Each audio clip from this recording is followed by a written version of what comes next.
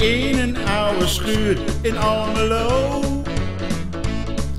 stond de zondag van mijn oom Ko.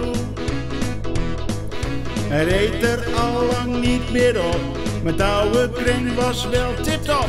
En ik vroeg of ik hem eens lenen mocht.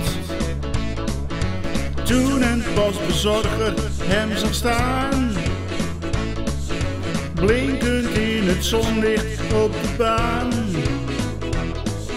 was hij in één klap smoor verliefd. En ik zei schuchter toen, wat liefd, wil jij soms achterop, ik was verkocht.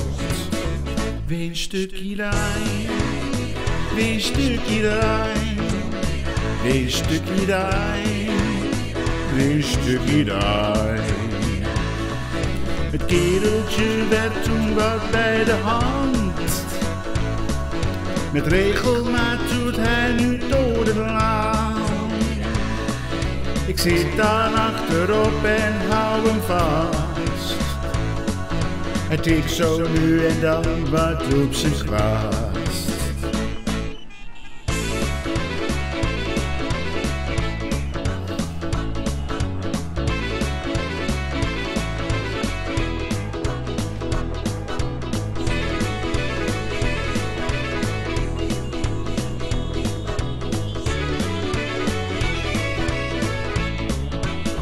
Weer een stukje Rijn, Rijn, Rijn, weer een stukje Rijn.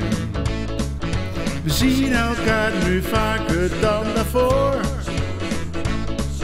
Ik vind het heerlijk knabbel aan zijn oor.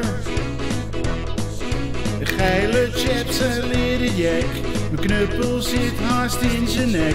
Een scherp rijdende soepel door de bocht. We gaan zo toeren lekker in het Gooi, met 10 man sterk, homo motorboy.